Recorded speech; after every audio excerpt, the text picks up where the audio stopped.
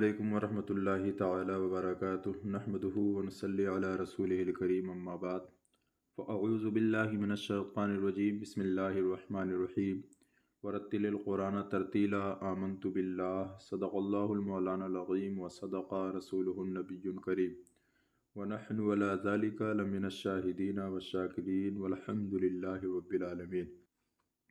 یہ ہمارا درس ضیاء القرآت کا چل رہا ہے، جس میں مد کے تعلق سے کچھ باتیں ہو رہی تھی۔ اسی کے ضمن میں مصنف علیہ رحمہ فرماتے ہیں، صرف اتنا فرق ہے کہ اس میں اعلان وجوہ جائزہ کی وجہ سے کبھی طول، کبھی توسط، کبھی قصر اور مقدار کا فرق کر لیا جائے تو جائز ہے، بخلاف مد متصل مد منفصل کے کہ ان میں ہر مقدار کو پڑھنا اور جمع کرنا جائز نہیں۔ یعنی اگر کئی مد عارض جمع ہو مثل یوم الدین، نستعین وغیرہ، تو محض وقف بالاسکان کی صورت میں پہلے موقوف علیہ کے تینوں وجہوں کو نستعین کے تینوں وجہوں پر ضرب دینے سے جو وجوہ جائزہ ثلاثہ سے پیدا ہوں ان کو ظاہر کرنے کے لیے تمام وجہوں کو پڑھا جائے تو اس کو اعلان وجوہ کہتے ہیں۔ لہٰذا اگر وجوہ جائزہ کا اعلان مقصود ہو اور وجوہ و مقدار میں مساوات نہ رہے تو کوئی حرج نہیں، حالانکہ اس سے پہلے کہا تھا مساوات ضروری ہے، لیکن اگر اعلان مقصود ہو تو وجوہ اور مقدار میں مساوات نہ رہیں تو بھی کوئی حرج نہیں۔ کیوں؟ اس لیے کہ اس وقت جو ہے مقصود اعلان ہے۔ لیکن آگے بیان کیا مد متصل اور مد منفصل۔ مد متصل اور مد منفصل میں بغرض اعلان یعنی اعلان کے غرض سے بھی مقدار مد میں فرق کرنا جائز نہیں۔ کیوں؟ کیونکہ ان دونوں میں وجوہ مد کے بارے میں قراء کا اختلاف ہے، یعنی مد متصل میں کسی کے نزدیک توسط اور مد منفصل میں کسی کے نزدیک قصر ہے، لہٰذا ان میں روایت اور طریق کی پابندی ضروری ہے۔ آئیے اب اس کو کچھ اس طرح سے ہم سمجھتے ہیں۔ دیکھیے، سب سے پہلے یہ جانیں کہ کون سا مد سب سے زیادہ قوی ہے۔ جیسا کہ گزشتہ سبق میں بھی میں نے بتایا تھا کہ مد لازم سب سے قوی ہے، اس کے بعد مد متصل ہے، اس کے بعد مد عارض ہے، اس کے بعد مد منفصل ہے، اس کے بعد مد لین لازم ہے، پھر لین عارض ہے۔ ٹھیک ہے، یہ مراتب ہیں۔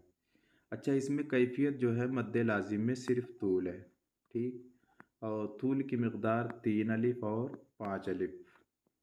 اسی طرح مد متصل کی کیفیت میں صرف توسط ہے اور اس کی مقدار 2 الف، 2.5 الف اور 4 الف۔ مد عارض کی کیفیت جو ہے طول، توسط اور قصر، ٹھیک ہے، تو کیفیت تو صرف طول و توسط ہو گیا، قصر تو ترک مد کا نام ہے۔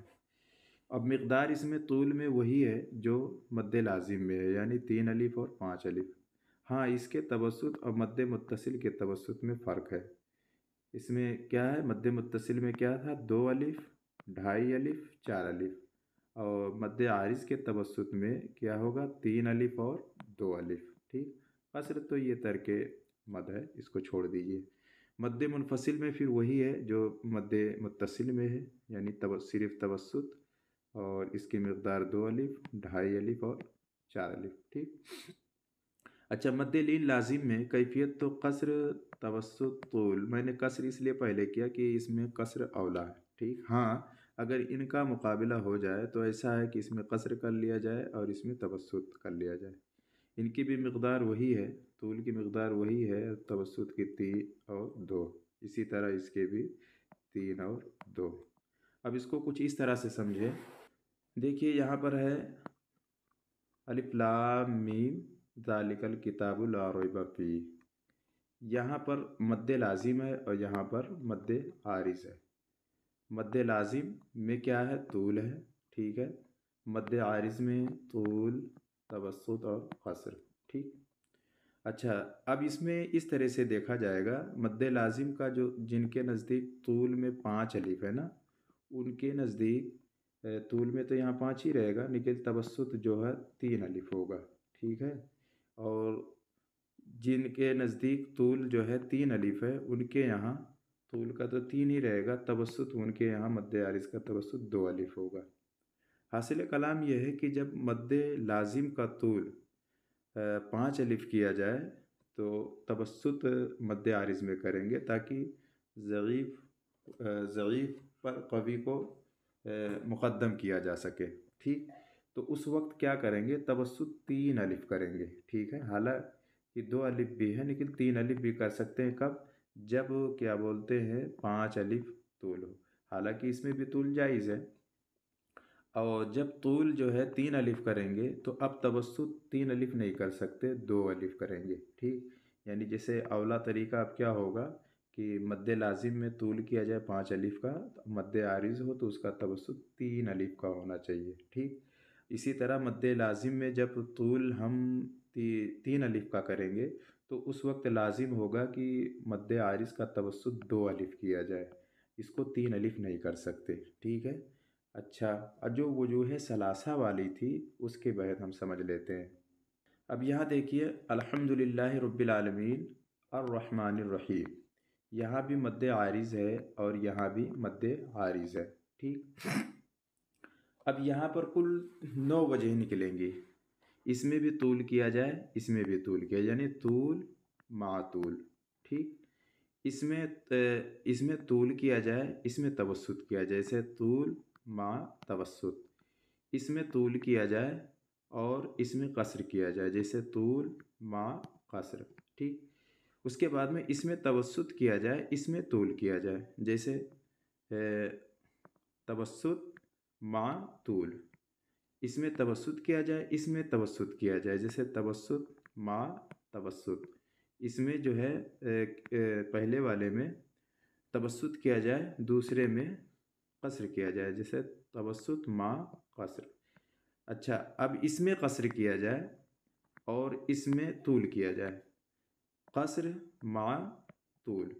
फिर इसमें कसर किया जाए, इसमें तवस्सुत किया जाए, जैसे कसर मा तवस्सुत। इसमें भी कसर किया जाए, इसमें भी कसर किया जाए, कसर मा कसर।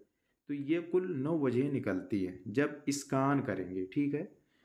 तो जायज़ कितनी है? तो मुसन्निफ ने बताया क्या, मसावी जो हैं वो जायज़ हैं। यानी से जायज़ हैं तूल मातूल, यानी इसमें भी तूल किया जाए और इसमें भी तूल, या तवस्सुत मा तवस्सुत, इसमें भी तवस्सुत, इसमें भी तवस्सुत, या कसर मा कसर, इसमें भी कसर, इसमें भी ये है मसावी। उस वक्त होगा जब इसको हम यहाँ पर इसकान करें। ठीक है। दोनों में इसकान करें। लेकिन अब अगर यहाँ पर इसकान है, यहाँ पर रोम भी है, इस तरह से निकलेंगे तो फिर इसमें भी ज़र्ब दिया जाएगा। ठीक है। इसमें भी हरफ़े मौक़ूफ़ अलैह में ज़र्ब होगा क्या, या तो ये दोनों मज़मूम होंगे, या दोनों मकसूर होंगे, या दोनों मफ्तू होंगे। या तो पहला मज़मूम होगा, दूसरा मकसूर होगा, पहला मज़मूम होगा, दूसरा मफ्तू होगा, या ये मकसूर होगा, ये इसकी कुल वजह 9 वजह निकल के आती हैं। इंशाअल्लाह तबारक व तआला इसके तमाम तर वजूहात कल के सबक में मैं पेश करने की कोशिश करूँगा। अस्सलामु अलैकुम व रहमतुल्लाहि व बरकातुहू।